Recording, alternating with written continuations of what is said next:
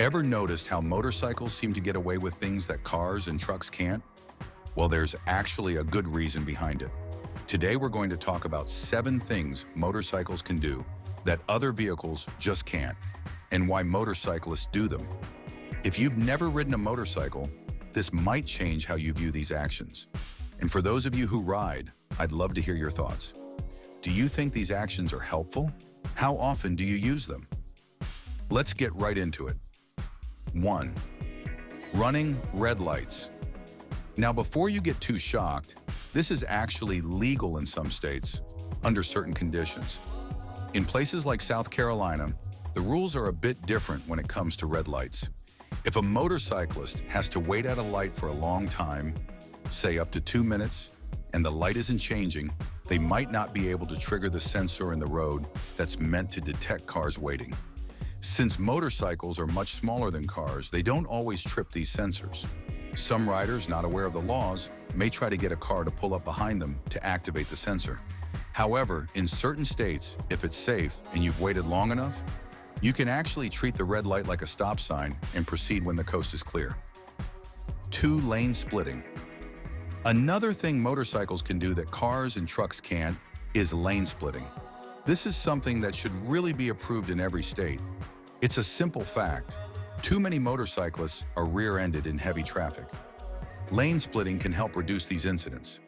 Right now, the only state where it's legal is California, and honestly, this is one of the good things about their laws. In California, though, there are rules to keep it safe. There's a speed limit on lane splitting, so you can't just zip through at high speeds. Since motorcycles are smaller and more agile, they can fit between cars, which is a huge advantage when traffic is at a standstill. While lane splitting can be risky, it's often less dangerous than being stuck in traffic, where distracted drivers, especially those on their phones, might rear-end you. It's not uncommon to hear drivers say they didn't see motorcyclists, even if they're on the side of the road. And in the case of cars and trucks, rear-end accidents happen all the time, with drivers claiming they couldn't stop in time. On a motorcycle, it's even riskier. That's why lane splitting, when done legally, like in California, where it's allowed at speeds under 40 miles per hour, can actually improve safety for motorcyclists. But here's the catch. Drivers need to be aware of the lane splitting laws. There are plenty of videos showing motorcyclists lane splitting safely and legally, yet some drivers still argue that it's unsafe. The truth is, when done right, lane splitting can actually help avoid accidents and keep riders safer on the road. 3. Use of HOV, high occupancy vehicle. Lanes. Another perk for motorcycles is their ability to use HOV lanes, which regular cars can't. HOV lanes are typically found in states with serious traffic congestion and are designed to help reduce traffic jams. These special lanes are meant for buses, cars with multiple passengers, and yes, motorcycles. You might be wondering why motorcycles with only one rider are allowed in these lanes. The reason is simple. They don't take up much space. The goal of these lanes is to reduce overall traffic, and motorcycles are incredibly efficient. In fact, if just 25% of cars were replaced by motorcycles, traffic could flow much better. Look at countries where motorcycles are the primary mode of transport, and you'll see much smoother traffic. Here, though, traffic laws still apply. So while the roads aren't as crowded as in some places, seeing a motorcycle in an HOV lane shouldn't come as a surprise. Many states allow motorcycles in these lanes. 4. Use of toll roads. Toll roads are another area where motorcycles get a break. While tolls are becoming more common across the country, they're still not as widespread as many would like. However, many states have tolls, and the rules can vary. For instance, in North Carolina, motorcycles can ride on I-77 without paying a toll. Some sections of I-95 have similar policies. In New York, motorcycles may pay half the toll that cars do. Some tolls charge based on axle count, so motorcycles, having only 2 axles, might pay less or not at all. Michigan doesn't have toll roads, but does have toll bridges. In some cases, there are even toll roads where motorcycles aren't allowed. Each state handles tolls differently. Colorado, for example, has its own unique rules. just like other states. Fortunately, some places recognize that motorcycles cause less wear and tear on roads compared to heavy trucks, which can cause significant damage. Road damage from cars in general is also a factor, so motorcycles aren't as much of a concern. While Tennessee is known for its nice, toll-free roads, some toll-free areas have roads in worse condition. In general, motorcycle riders may or may not have to pay tolls or use express lanes, but in some places, motorcycles get discounts or are allowed to use express lanes, while cars can't. 5. Use of special parking spots. Another benefit for motorcyclists is having special parking spots that cars don't. When a business has designated motorcycle parking, it feels like they're showing some love for bikers. It's a refreshing change, especially considering that motorcyclists don't always get the best treatment in the US. Seeing these parking spots is a sign of respect for riders. That said, some motorcyclists do park where they shouldn't, like between handicap spaces, and that's not acceptable. Parking on sidewalks is generally a no-go, though a few places might make exceptions.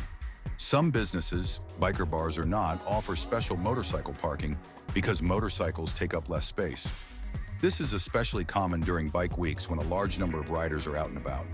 While motorcycles aren't supposed to use emergency lanes or sidewalks, riders sometimes use them in dangerous situations, like when a car is speeding up behind them or when they need to get out of the way of an aggressive driver.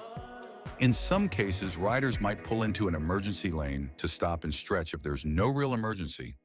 It's not the ideal scenario, but it's sometimes necessary for safety. When you ride a motorcycle, you have the ability to go places other drivers can't.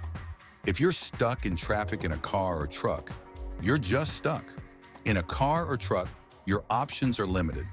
But on a motorcycle, if you're cautious and stay aware, you have many more choices than other drivers. 6. Use of the entire lane. Let's talk about how motorcycles can use the entire lane, something cars and trucks can't do. You may notice motorcycles moving from the left side of their lane to the right or weaving slightly. It might seem like they're showing off, but in reality, they're doing it to get a better view of the road ahead. Unlike cars and trucks, motorcycles are more sensitive to road hazards, like debris. While a car might only suffer minor damage from hitting something, a motorcycle could crash. By moving around in their lane, riders are improving their visibility and avoiding obstacles, all in the interest of safety. Riding a motorcycle isn't about showing off. It's about being able to see the road clearly and making good decisions based on what's ahead.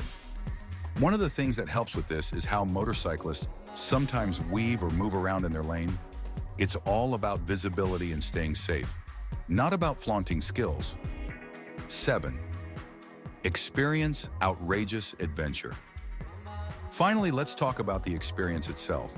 Sure, going to the mountains can be fun no matter what you're driving. Long road trips in a car can be great too, but riding a motorcycle? That's a whole different kind of adventure. For example, when a biker rides her motorcycle in the mountains, we feel nature in ways that you never could in a car. We notice the temperature changes as you wind through the mountains. In a car, you might just feel a slight coolness, but on a motorcycle, you really experience the shift in temperatures. One moment, you feel warmth, and the next it's chilly. You also get to experience the turns in a way you just don't in a car. There's a sense of danger and excitement when you're leaning into those sharp corners, especially on a narrow road with a mountain on one side and just a small guardrail on the other. You have to correct your steering, or you might end up off the road. I know that's a specific feeling. You're riding a motorcycle, you're closer to the road, and it really makes you appreciate the locations you pass through. You can't get that same feeling in a car or truck.